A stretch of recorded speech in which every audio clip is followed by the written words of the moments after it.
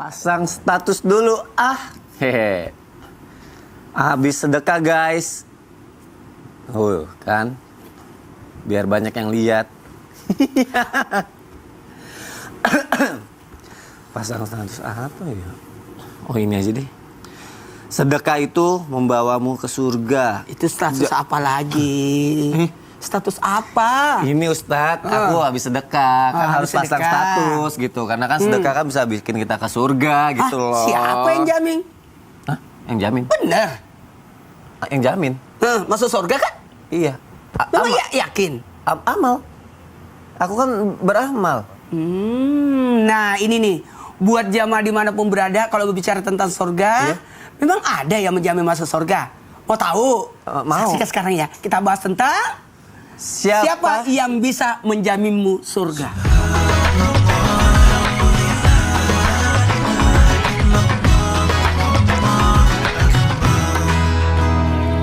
Assalamualaikum warahmatullahi wabarakatuh. Waalaikumsalam warahmatullahi wabarakatuh. Jamaah. Alhamdulillah. Alhamdulillahirrabbilalamin. Allahumma sholli ala Sayyidina Muhammad wa ala ali Sayyidina Muhammad. Alhamdulillah, Masya Allah. Kita ketemu lagi di Islam itu indah. Masya Allah. Senang ya? Senang dong. Orang bikin status-status. Iya dong, harus bikin status. Karena kan pelajarannya sekarang kan bagaimana caranya bisa masuk surga. Masuk surga. Aku dibilangin kalau mau masuk surga banyak sedekah katanya. Lalu status masuk surga nih? Iya dong. Enggak sih, itu apa ya, ria kali ya.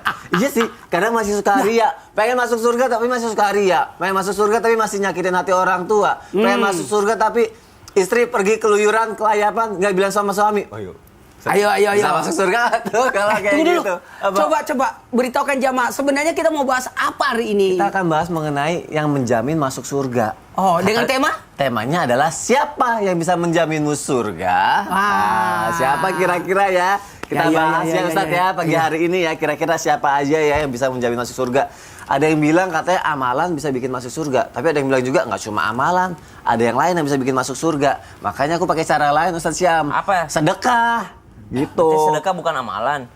Iya juga ya. Sama aja. Gimana dong? Habis kan maksud aku pikirnya gini, kalau aku sedekah mungkin orang yang aku sedekahin bisa menjamin kita masuk surga gitu loh. Bener kayak gitu gak sih? Baik, bismillahirrahmanirrahim. Tabe guruku Ustaz Ahmad Khan, Ustaz Maulana, Mas Soni serta guru-guru kami yang dimuliakan Allah Subhanahu wa taala. Alhamdulillahirabbil alamin wassalatu wassalamu ala asyrafil anbiya'i wal mursalin sayyidina Muhammadin wa ala alihi wa sahbihi ajma'in. Asbahna wa asbahal mulku lillahi rabbil alamin subhanak la ilma lana illa ma 'allamtana innaka antal alimul hakim. Rabbi shrah li sadri wa yassir li amri wahlul 'uqdatam min lisani yafqahu qawli waj'al li wazira min ahli amin amin amin ya rabbal alamin. Jamaah Islam itu indah yang dimuliakan Allah Subhanahu wa taala. Kalau berbicara tentang sedekah, ba'da naqul a'udzubillahi minasyaitonir rajim. الذين ينفقون أموالهم بالليل والنهار سرا وعلانية فلهم أجرهم عند ربهم ولا خوف عليهم ولا هم يحزنون.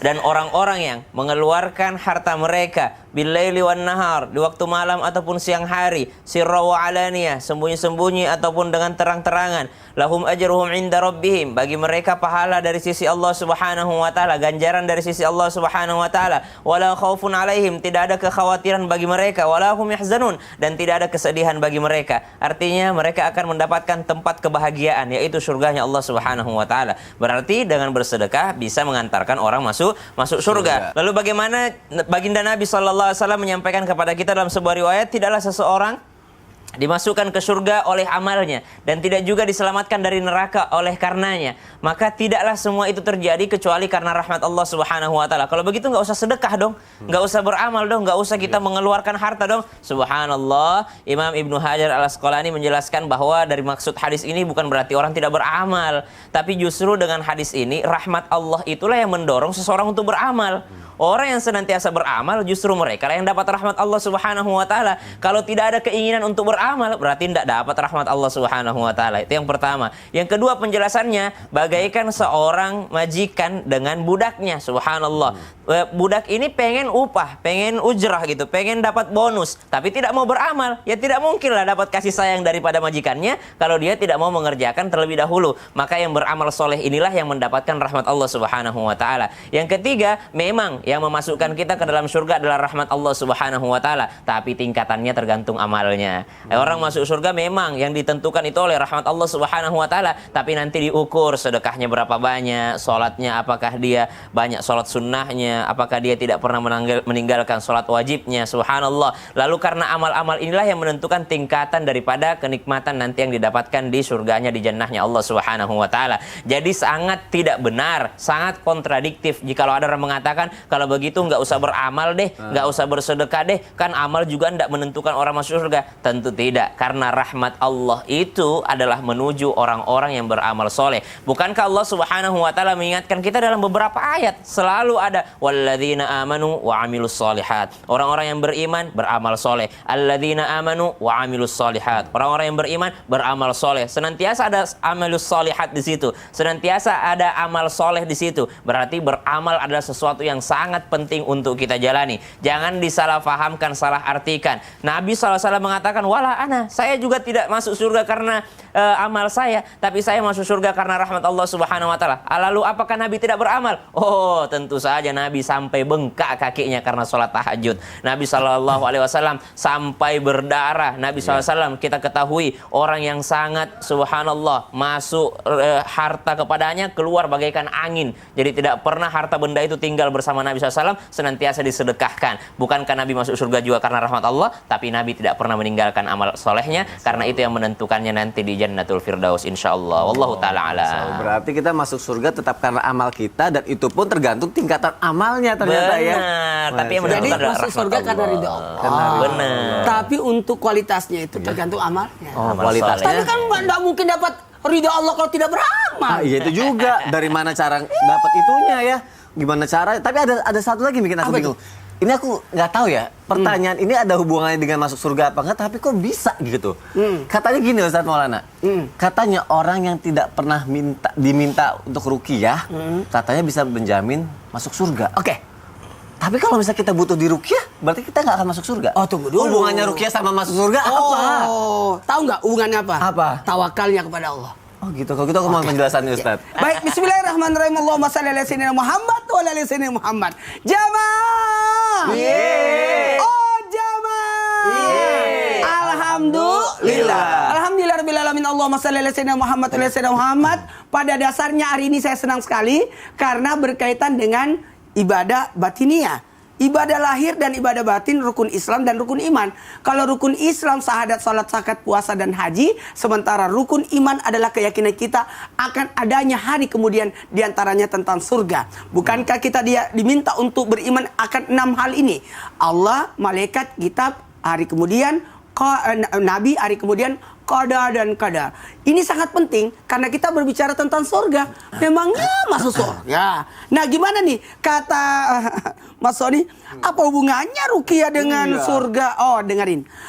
Dalam satu hadis disebutkan bahwa akan masuk surga tanpa hisab orang yang tidak minta diruqyah. Di ruqyah. Karena ini berkaitan dengan tawakal, keyakinan kita kepada Allah akan hal ini. Ketika kita minta diruqyah, berarti kita yakin dia mengobati kita. Beda halnya dengan pergi ke tabib atau dokter. Mohon maaf, karena memang segala sesuatu pasti ada ilmunya, ada pengetahuannya, dan segala penyakit pasti ada obatnya, kecuali 2, tua dan mati. Selebihnya bisa berobat. Cuma dalam hal ini berkaitan dengan ruqyah, yang dimaksud ini ruqyah ini ada 2 hal. Yang pertama, bagaimana kita meruqyah diri kita sendiri lewat ibadah kita. Tadi Ustaz Sam sudah menggambarkan bahwa sebenarnya masuk surga karena ridha Allah. Bagaimana kita bertawakal hanya kepada Allah, bukan bertawakal kepada manusia. Gara-gara dia aku sembuh. Tidak boleh seperti itu. Mohon maaf tanpa menggurui, hanya mengingatkan bahwa ruqyah yang dimaksud di sini adalah ruqyah syariah mandiri. Bagaimana kita meruqyah diri kita dengan ibadah kita, zikir kita, ibadah kita. Ingat, separuh dari kesembuhan adalah ketenangan, dan untuk meraih ketenangan dengan adanya ibadah. Dengan zikir kepada Allah, dengan ingat kepada Allah. Nah, dalam hal ini pula kita tidak dianjurkan untuk bergantung kepada selain daripada Allah. Maka satu, ruqyah syariat mandiri. Yang kedua, tawakalnya kepada Allah. Inilah kaitannya. Orang yang tidak minta diruqyah, ya, jadi yang minta diruqyah atau menawarkan ruqyah. Ya. Siapa yang mau ruqyah? Aku ruqyah. Jangan. Sebaiknya kita tawakalnya kepada Allah, diminta baru. Atau dalam artian ketika ada orang butuh baru. Cuma dalam hal ini kita meyakini atas apapun itu kaitannya bertawakal hanya kepada Allah. Dengan bertawakal kepada Allah, insya Allah pintu surga terbuka buat kita. Maka yang kedua ini, yang masuk surga adalah karena ridha Allah, pemasina karena Allah Ta'ala, kasih sayangnya Allah. Atau yang kedua, yang ini kita mau masuk surga dengan apa? Tawakal kitanya kepada Allah. Jadi keyakinan kita, tawakal kita, bergantungnya kita kepada Allah. Inilah yang menyebabkan kita masuk surga. Jaminan masuk surga bagi orang yang bertawakal kepada Allah lewat kalimat yang tidak minta diruqyah. Dengan tidak minta diruqyah atau hanya tawakalnya kepada Allah.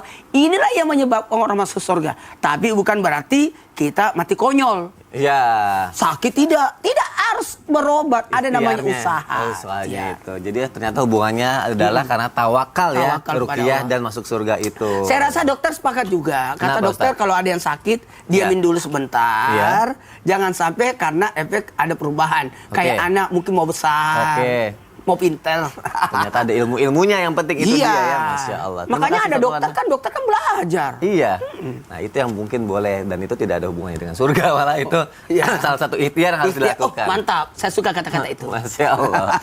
Baik, kita lanjutkan jamaah yang ada di rumah kali ini. Kira-kira apa lagi yang bisa menjamin kita masuk surga? Katanya selain daripada ridha Allah, dan tawakal. Setelah ridho dan tawakal, kira-kira apa? Karena ada yang bilang lagi nih, Ustaz Ahmad, kan ucapan, perilaku kita. Kalau misalnya kita jujur dari ucapan dan perilaku, itu kita bisa masuk surga, menjamin masuk surga. Tapi Ustadz, kalau lagi dalam kondisi kepepet, misalnya lagi dalam bahaya, keluarga apa segala macam, apa kita harus jujur juga? Atau kita boleh berbohong untuk hal yang seperti itu? Mohon penjelasannya Ustadz Ahmad kan, silakan. Alhamdulillah, wassalatu wassalamu ala rasulillah, Sayyidina Muhammad ibn Abdillah, wa ala alihi wa sahbihi wa manasarahu wa wala wa ba'du. Segenap jamaah Islam itu indah yang dirahmati oleh Allah Subhanahu wa Ta'ala. Apakah boleh seseorang itu berdusta atau berbohong demi untuk kebaikan atau untuk menyelamatkan nyawa sendiri ataupun orang lain? Di dalam satu hadis yang diriwayatkan oleh Al-Imam Bukhari dan Imam Muslim yang datang daripada Ummu Kulthum bintu Uqbah, Rasulullah SAW beliau bersabda, "Laisal kadzab man yuslihu bainan nas, yaqulu khairan wa yanmi bi khairan." Tidaklah seorang itu dikatakan seorang pendusta, seorang pembohong, ketika seseorang itu berbohongnya dengan tujuan untuk kebaikan dan mendamaikan orang lain yang berselisih. Dia berkata benar dan bertujuan untuk kebenaran, maka itu dibolehkan. Bahkan Al-Imam Ibnu Syahab radhiyallahu ta'ala anhu, beliau menambahkan, walam asma Rasulullah SAW yurakhisu fi syai'in min kadzibin illa fi salatin. Kata Imam Ibnu Syahab, beliau mengatakan, aku tidak pernah mendengar baginda Rasul Nabi Muhammad SAW memberikan keringanan di dalam sesuatu seperti berdusta atau berbohong, kecuali di dalam 3 perkara, kata Rasulullah. Yang pertama al-harbu, ketika di dalam peperangan. Lalu kemudian yang kedua wal islahu bainan nas, demi untuk mendamaikan orang yang berselisih atau untuk kebaikan bersama. Dan yang ketiga wahadisul mar'ah zaujaha wahadisul rajul imra'atahu. Yang ketiga adalah ketika seorang suami berbohong kepada istrinya untuk kebaikan, atau sebaliknya berbohongnya seorang istri kepada suami untuk kebaikan. Maka ini dibolehkan di dalam Islam oleh baginda Rasul Nabi Muhammad SAW, dan ini menjadi sesuatu yang dianjurkan untuk maslahat, untuk kebaikan. Apalagi kalau berbohongnya untuk tujuan menyelamatkan nyawa kita ataupun menyelamatkan nyawa orang lain. Contoh misalnya ada maling masuk ke rumah kita. Iya. Lalu kemudian mau dipukulin sama warga. Mau dimasak. Mau dipukulin rame-rame. Sekiranya kalau diberikan kepada massa bakal meninggal dunia, maka kita amankan, tapi lalu kemudian kita bawa dan serahkan ke pihak yang berwajib. Sehingga tidak ada yang namanya main hakim sendiri. Maka ini sesuatu yang dibolehkan. Ya, kenapa? Karena bisa mengancam nyawa daripada orang lain. Begitu juga ketika mengancam nyawa kita. maka di situ dibolehkan, dan itu sesuatu yang diberikan keringanan oleh baginda Rasul Nabi Muhammad Shallallahu Alaihi Wasallam. Atau contoh lain, ketika untuk tujuan mendamaikan orang yang berselisih, misalnya datang ke fulan A, kamu dapat salam loh dari fulan B, kata fulan B, dia itu takjub betul dengan kebaikan kamu. Datang ke fulan B, katakan bahwa fulan A menitip salam kepadamu, dia begini dan begitu terhadapmu. Akhirnya keduanya berdamai. Yang tadinya berantem, yang tadinya bermusuhan, jadi akur, adem, ayem, tentrem, maka ini dibolehkan. Dan di dalam Islam ada keringanan di dalamnya. Atau contoh lain, berbohongnya seorang suami kepada istri. Istri masakin makanan buat suami.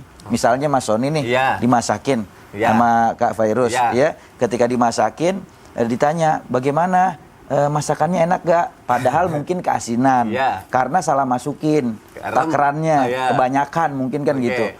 Cuman karena untuk menjaga perasaan dan juga kemaslahatan, biar rumah kagak ribut kan begitu, ya, biar nanti nggak berantem. Akhirnya Mas Sony bilang apa? Masya Allah, masakan kamu enak banget, paling enak sekomplek, kan begitu. Cuman lebih baik lagi kalau belajar lagi masaknya, biar lebih enak lagi, kan begitu. Halus ya. Ya, ini termasuk sesuatu yang dibolehkan. Sama halnya ketika Rasulullah diundang satu orang ke rumahnya dengan para sahabat. Nabi disediakan satu wadah isinya anggur. Dan ini ada di dalam kitab Muhtar Ahadits Nabawiyah karangan Sayyid Ahmad Al-Hashimi. Ketika itu disediakan satu wadah, Nabi makan semuanya. Setelah selesai pulang, sahabat tanya, ya Rasul, kenapa engkau tidak bagi kita? Biasanya selalu engkau bagi kita. Kata Rasulullah, itu wadah, satu wadah anggur semuanya asam. Kenapa saya nggak bagi kalian? Karena saya khawatir kalau kalian makan, nanti kalian akan merasakan tidak enak dan berkata, kok anggur asam disediain buat tamu? Jadi biarin saya makan satu wadah, yang penting yang punya rumah tersenyum, karena semua hidangannya dimakan oleh aku, kata Rasulullah. Shallu ala Nabi Muhammad, wallahu a'lam bishawab. Terima kasih Ustadz Ahmad Khan untuk penjelasannya. Oh, bentar lagi syuting. Iya, gue janji. Nggak percaya banget, gue janji. Hati-hati. Apa? Nanti gue telepon lagi. Hati-hati. Janji itu adalah hutang, baik-baik. Enggak, temen aku dia cerita soalnya katanya dia punya temennya itu mau ngasih mobil ke dia. Udah janji temennya. Terus. Sebelum dikasih mobilnya, temennya keburu meninggal katanya. Astagfirullahaladzim. Ini nih. Kenapa? Ini nih. Kenapa? Yang bahaya. Makanya kalau buat janji hati-hati. Apalagi janjinya sama orang sudah meninggal lagi. Berarti bisa udah. Jangan dibahas. Kita akan bahas saja setelah yang satu ini ya. Jangan kemana-mana. Bukan masalah janji. Yang menyebabkan kita masuk surga berkaitan dengan janji. Setelah yang satu ini, jamaah. Alhamdulillah. Ada orang